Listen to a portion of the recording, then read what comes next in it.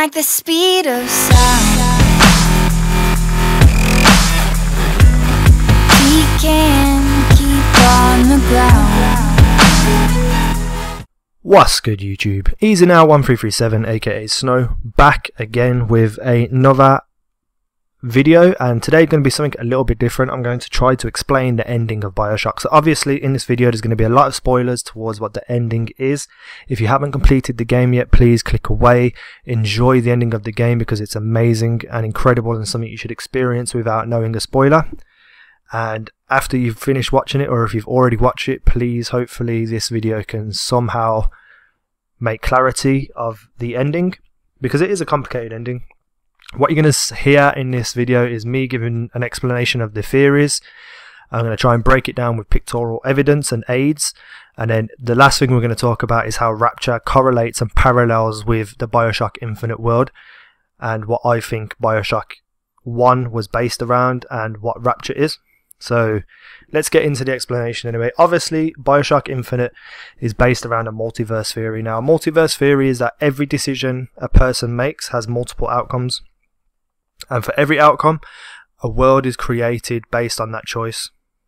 So that world that's created could be slightly different, or it could be radically different, depending on the choice you make. So let's break this down in the simplest terms. Say you go this morning or tomorrow morning or whatever, and you buy a coffee from a coffee shop. You pay for it and it's on the counter. You pick that coffee up with your right hand and you drink from it and you walk out and you go about your day. Let's say you pick that coffee up with your left hand. The possibility could be that your left hand, you slipped and the coffee spilled all over your face and you have a horrible scar on your face for the rest of your life. So every single little decision, every little moment has multiple outcomes. And the multiverse theory basically creates parallel worlds based on those outcomes. Now, that is what DeWitt is based around, and I'm going to get into that now. So you play as DeWitt, who is a hero of a war, the Battle of the Wounded Knee. I won't go into that. If you've played the game, you know about it. After the war, he has a choice to be baptized, and that's what you see at the end when he's in that area with grass and there's a door in the background and Elizabeth is there. That baptism was to cleanse his sins, his murders and everything he'd done in the war. So at the moment you're in World X, where he is a hero of the war. I'm going to call it World X, the original world, sorry. So after the war, he has the choice of getting baptized. If he doesn't get baptized, he breaks off into World A, where he stays as DeWitt. But if he made the choice to get baptized, he then becomes Zachary Comstock. He makes a decision to start over and start a new name. So in World B, he's Zachary Comstock. So World A, you have DeWitt. World B, you have Zachary Comstock. And World X, for now, isn't relevant. So in World A, you are DeWitt. But in your world exists another Comstock, someone completely different. And you owe that Comstock a debt through gambling. So to pay off that debt, you have to sell your baby, because obviously your baby's special and someone knows about it. That someone is the Heads and Tails man. I think it's Robert Lutis. Now he is in World A with you as DeWitt, and the woman, Heads and Tails woman, is in World B with the Comstock that you have became. They're in totally different parallel worlds, and I'll get to that in a second. So you sell your daughter to the Heads and Tails man. Now the Heads and Tails man is working for the Comstock in the opposite world, in World B, who is you after being baptized. Later on in the game, later on in the world, 20 years later, the Heads and Tails man decides he regretted his actions, and he gives you, DeWitt, a chance to reunite with your daughter. And if DeWitt took the chance, he then goes from World A to World B, where he is Comstock as well as himself. So he travels into the other world. But the Heads and Tails woman, she was always in World B with Comstock that you became. She was a genius. She created the floating city, but she also figured out a way to cross worlds. If you listen to the voxophones in the game, she's talking to the Heads and Tails man, who's in the opposite world, and she is in World B. They're talking across the world because she has figured out a way to travel backwards and forwards, and they both didn't know each other until she found out how to make the tears appear and to be able to travel backwards and forwards, and they mastered how to do it without bleeding from the nose, because when DeWitt goes across, he starts to bleed because he can't handle traveling through worlds. The twins are very important because they're the only people who have mastered the ability to travel through worlds without taking harm, apart from Elizabeth, who was obviously naturally born to do it because she has magical powers. Let's say magical powers. So the Heads and Tails man found out that Comstock wanted the daughter through the Heads and Tails woman, so they could see through to each other's worlds. And the other Comstock, which is you, in after you've been baptized, bought your daughter. So that's when the Heads and Tails man takes her over to the other world and her finger gets cut off. So the two worlds that are created after his decision at the baptism, they're both equally destructive. Like, bad things have happened. In one world, it's said that Elizabeth was there to kill everyone and stuff. Comstock creates the false prophet and all that concept of he's a god and not the false prophet, sorry. He's the prophet and DeWitt is the false shepherd. So he creates that scenario because he knows from looking through the worlds between the Heads and Tails people that DeWitt could possibly come and get him. So he creates this world so he's got protection from everyone, because everyone thinks that DeWitt is the false shepherd. That's how he knows he's got the initials on his hand and all those sorts of things.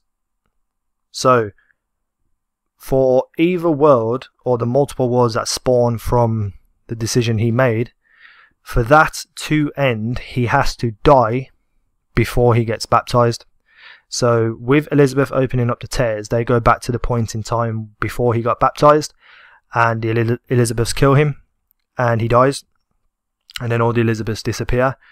But the interesting thing is that after the credits, he then you see him as a private detective again. This is where World X becomes relevant again, because World X at the start, before he made the decision to get baptized or not, continued as its own world, but it continued on the basis that he never went back, he never went over into the other world. Like, the Heads and Tails man approached him and he said no, and that's when World X continues. And when DeWitt opens the door, you don't see what happens, you don't know if his daughter is actually there, so that's just like a little teaser, a cliffhanger. Hopefully that made some form of sense. It's very, very confusing, but hopefully I explained it well enough, because I'm confusing myself just talking about it. And that is my theory on the ending. So now I'm going to get into it with pictorial evidence, and then I'm going to talk about Rapture. So hopefully this picture will be able to help explain what I just tried to explain. So World X is the original world where Booker DeWitt is a private investigator and he has a daughter. And in his world, in World X, he has a different Zachary Comstock and he has a daughter.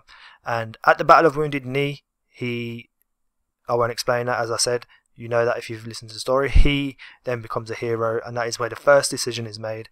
But in World X, he also has the Heads and Tails man in his life. Well, not in his life, but, you know, in his thing. And he owes the Comstock of World X a debt due to gambling. So to pay off that debt, he then has to sell his daughter, which is after the Battle of Wounded Knee. So it's like the Battle of Wounded Knee, then he sells his daughter, and then there's the baptism thing. You know what I mean? So that's the order of it happening. But I've just put the Battle of Wounded Knee as a bright, like the main point, because it's just around that time this decision happens. So when he gets baptized, there's two decisions. He can get baptized or he can't. If he gets baptized, he takes the new name Zachary Comstock and creates a parallel universe called World B, which is the blue line. Now, in that world, he has the Heads and Tails woman, the parallel version of the Heads and Tails man, and she makes Columbia, makes it rise, and she figures out how to travel between alternate universes and communicate between alternate universes. If you listen to the voxophones, you can hear her talking to her brother in a different world. So Zachary Comstock then creates this whole story of him being a prophet, and the false shepherd is Booker DeWitt. Now, he knows about DeWitt because he can see through the worlds thanks to the Heads and Tails woman. So he creates this whole scenario so that if DeWitt ever did come to his thingy, then DeWitt would be an automatic enemy. So that is World B explained. If he didn't get baptized, if he chooses not to, he becomes well, he doesn't become DeWitt, he stays DeWitt, and an alternate universe is created, World A, which is the red line. The black line of World X continues as it normally would, a world without Booker, but it carries on.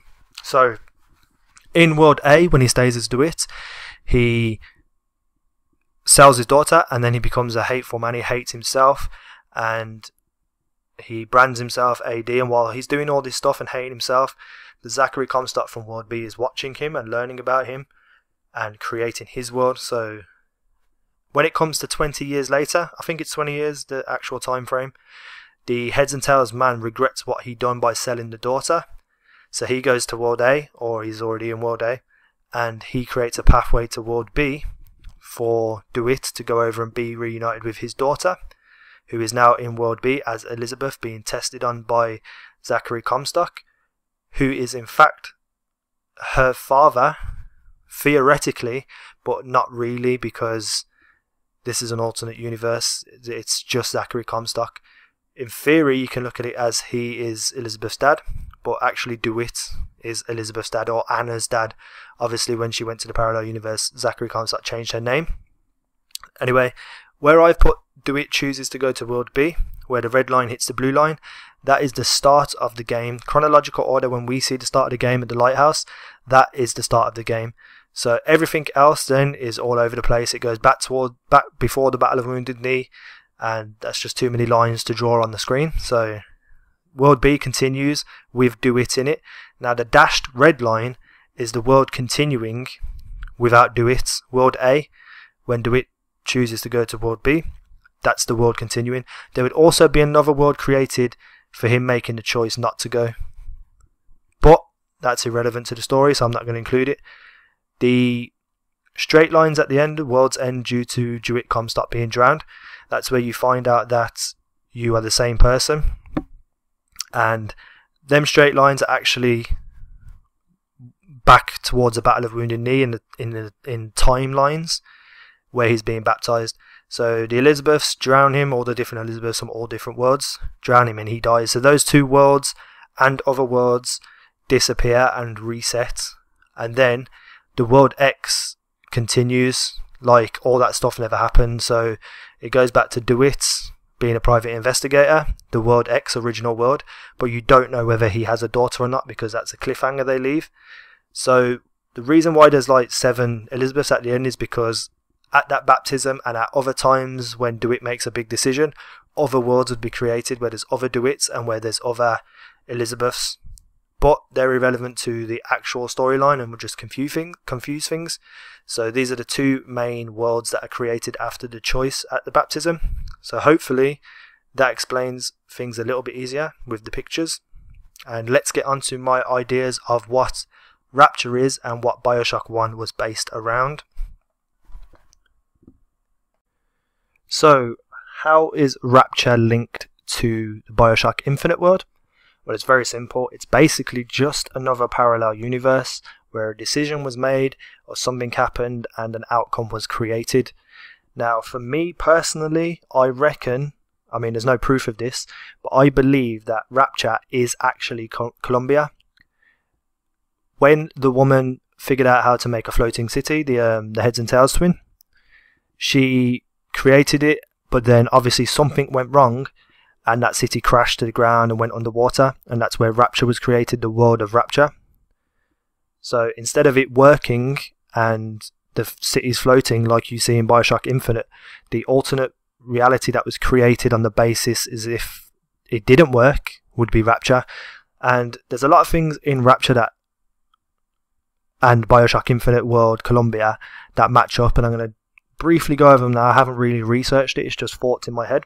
So the dude you play in Bioshock, Jack, was it? I can't remember his name right now, I've got too much on my mind, but Jack was the only person able to control the batispheres, and when you go there in Bioshock Infinite, you as DeWitt are able to access the batispheres and make them work. That implies that DeWitt and Jack are the exact same person, just in parallel universes. And it's the same for Comstock and the bad guy, Andrew Ryan, was it?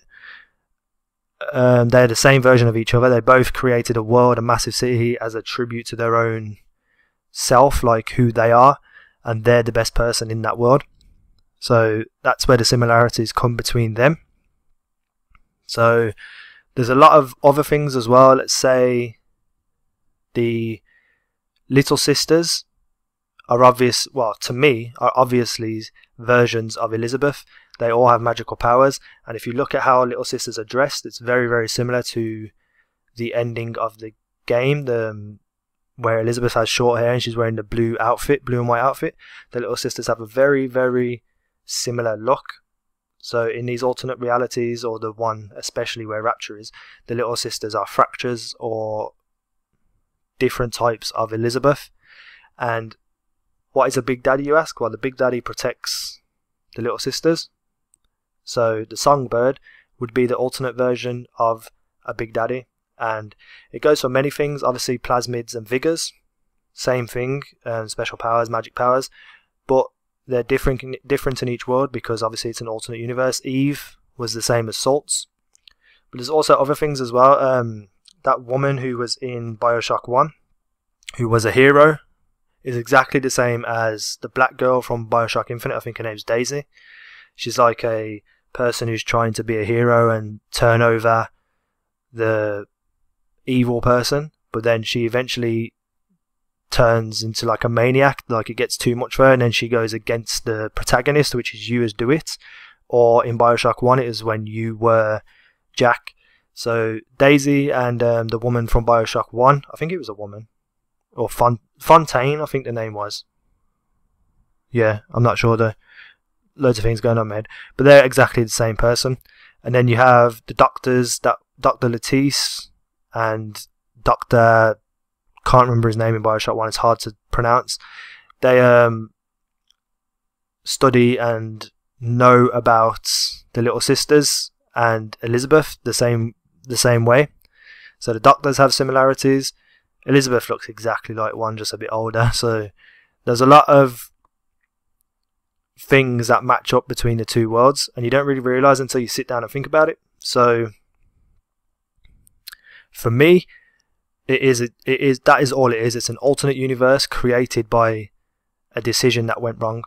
So Rapture and Columbia are exactly the same thing, but something changed, and then the world was a radical change. Like I said earlier, you have a small change in these parallel universes, or it could be a radical change, and Rapture was that radical change because the floating city didn't work and it went underwater. But that is obviously just my theory. It's not truth, it's not fact, but for me, I don't see why it wouldn't be the truth. So let me know what you think of the ending, guys. Let me know what your explanations are, and I hope you enjoyed that. I hope it settled some things in your mind and helped you figure out the ending. I hope I didn't ramble on too much. Obviously, it's a very, very hard thing to explain. But that is me done for today, though, guys. Peace out. Take care.